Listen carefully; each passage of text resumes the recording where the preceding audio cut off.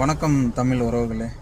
நம்ம உத்தரப்பிரதேசத்தில் பார்த்தீங்கன்னு வச்சுங்களேன், ஜெய் ஸ்ரீராம் அப்படின்னு சொல்லிட்டு இந்த ஒரு அமைப்பு, RSS இன்னொரு அமைப்பு அவங்க வந்துட்டு வீடு வீடாக போய் எல்லாருக்கும் வந்துட்டு ஆயுதம் சப்ளை பண்ணிகிட்ருக்காங்க. இதெல்லாம் எவ்வளோ கொடூரம். இதெல்லாம் வந்துட்டு இந்த சைடு தமிழ்நாடு சைடு, இந்த சவுத் இந்தியன் சைடு வந்துட்டு நடந்தாக்கா நம்ம காவல்துறையெல்லாம் சும்மா இருக்குமா?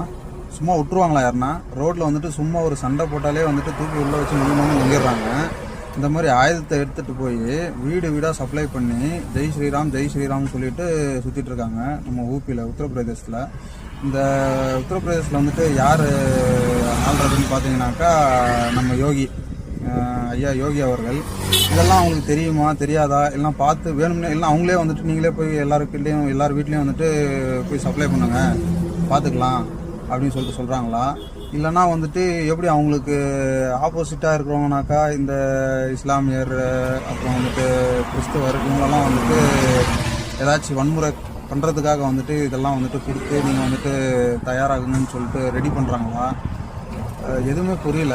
ஏன் இப்படி இந்த மாதிரி வந்துட்டு நாடு போயிட்டுருக்குன்னு வந்துட்டு தெரியல. இதை வந்துட்டு காவல்துறை வந்துட்டு பார்க்குறாங்களா இல்லையா?